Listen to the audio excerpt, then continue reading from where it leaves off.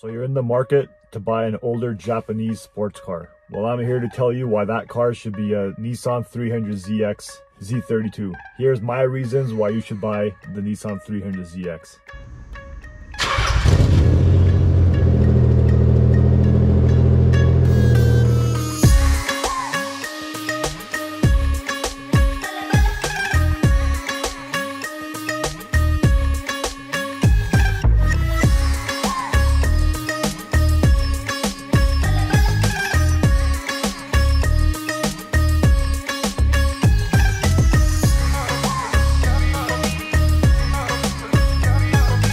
Nissan 300ZX is one of the most iconic cars of the 90s.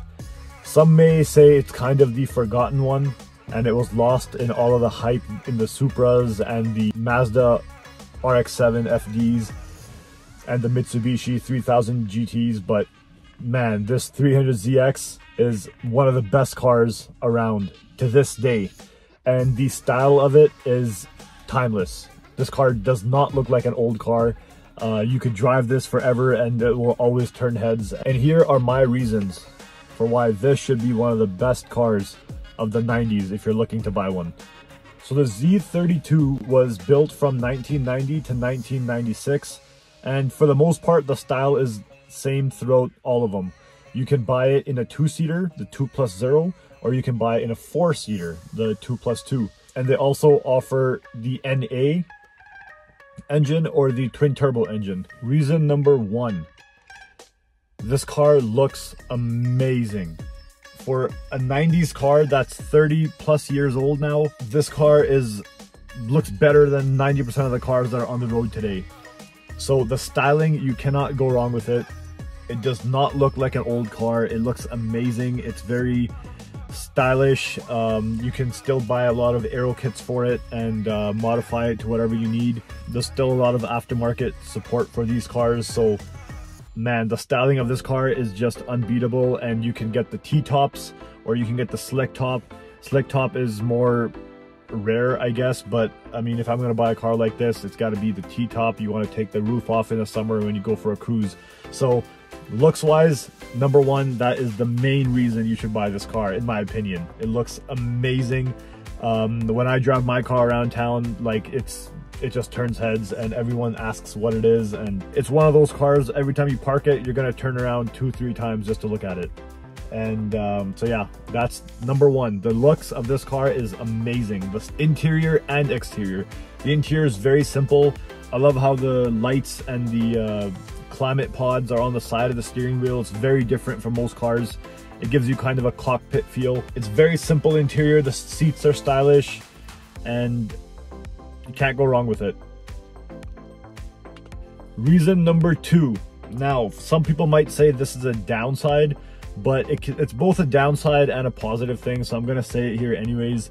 The VG engine that this car has is reliable for the most part if it's been maintained properly. It is a harder engine to work on, but for anyone who knows their way around a motor, even a little bit, I'm not an expert of it, but if I can do it, I think anyone else can pretty much. If you're able to work on your cars yourself, this car is no problem for you.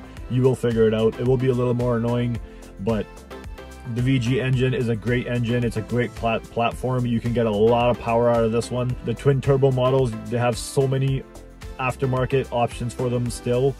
You can upgrade the turbos, you can do whatever you can dream of. There's 300ZX cars out there pushing 800 to 1,000 horsepower. That's unreal, but they're doing it, and they're doing it well. For a 30-year-old engine to be doing stuff like that, that's crazy. So you get a reliable motor with lots of potential in this, so that's one more reason. That's reason number two.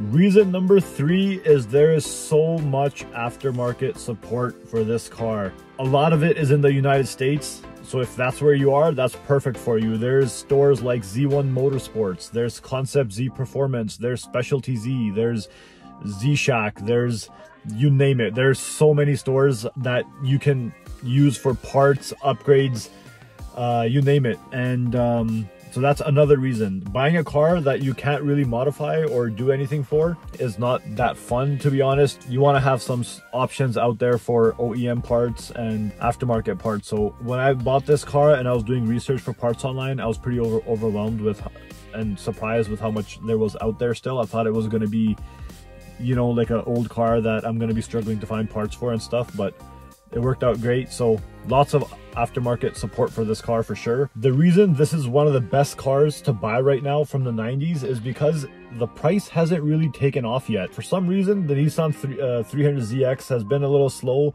with the value of it, but it is getting up there. It's picked up some traction the last couple of years, and it's only going to pick up more traction. So if you don't have big bucks to spend, you can find a really good 300ZX for, if it's a twin turbo, you'll find a great one for 20,000, maybe even 15,000. If you're looking for a NA, you can find one that's very clean and just might need a little bit of work for around the 5,000 to 7,000 mark. So very, very affordable still for what you're getting. It's very affordable, and the price of these cars is only going to go up. So you're not going to be buying something that's going to be depreciating like most of the cars nowadays. You're going to be investing in a car that is going to be great to drive, that's going to turn a lot of heads, that you're going to fall in love with, I promise, and it's going to only increase in value. So that right there, real quick, is some of the reasons why I think you should buy the Nissan 300ZX Z32. Now, here's what you want to look out for when you're going to buy one. Number one is maintenance, maintenance, maintenance. Get maintenance records. If someone is telling you the car has been well maintained, do not take their word for it. Make sure you have maintenance records. If you don't have maintenance records, you want to budget at least $1,000 to $1,500 when you're buying that car, because you know what, you're going to be doing the timing belt service first thing. Unless you have proof that the timing belt service has been done on this vehicle recently, get it done 100%, or you are risking yourself a whole world of trouble. You do not want to be putting a new engine in this car because the timing belt service was not done. So that's number one. Next thing you want to check is for rust on the body. It is an older car. If it hasn't been stored or taken care of properly, or it's a Canadian car, there might be some rust on it. So some places to look out for is around the wheel wells. You want to check the hatch around the glass, is usually notorious for getting some rust on these cars, and the T-tops right by the moldings at the top. Check all those areas, make sure there's no rust. Surface rust is easy to repair. I wouldn't really worry about too much about stuff like that. You're gonna have to pick and choose a little bit, but major rust repair, I would stay away from that. I'm not a rust guy. I don't want to worry about rust, and I don't want to ever buy a rusty car. So if you can, even put it on a hoist, check the undercarriage, and make sure everything looks nice and clean for you, so you don't have to be doing a lot of body work when you buy your Nissan 300ZX. Third thing you want to check, make sure the interior is in decent condition. Now, you can do a lot of fixing up in the interior yourself, and it's not way too hard, so it's not really a deal breaker, but make sure you have a good starting platform. Make sure the dash is in good condition for sure. The dash and the door panels, make sure they're in good condition. But if the fabric or the tweed or the suede isn't in good condition, you can always change that stuff out. Chances are you're going to need new shift knob or e-brake handle or boots for the shifter or the e-brake. That stuff's easy to repair, so wouldn't really worry about that too much. But as long as your dash is okay and your door panels are okay and your trunk finishers in the back and stuff, you're pretty much going to be okay. So just check on those things. That's what I would recommend for the interior. Next is, if you're looking at it, T-top, make sure it does not leak. T-tops are notorious for leaking. The weather stripping is now 30 years old. The rubber gets old, it cracks, the weather stripping degrades. So a lot of these cars start leaking after a while.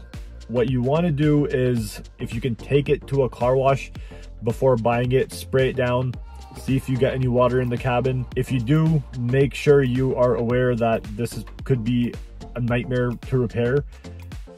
Sometimes it's a very easy fix, sometimes it's not. If you can't take it to a car wash, I would recommend even hosing it down from wherever you're looking at it. Tell the guy, hey, I want to hose this down before I buy it. Spray the whole car down, see if any water drips in. Usually you'll see it dripping right over here. Make sure you check for leaky T-tops. Chances are the 300ZX you're looking at is going to have a rear main seal leak. These cars are notorious for that seal leaking after all this time. It's pretty much expected, I guess, anyways. So that's a pretty lengthy repair. If you're gonna pull the motor anyways, it's not that bad, but if you're gonna do all that just for the rear main seal, it's kind of a pain. So you can use that as a bargaining chip as well.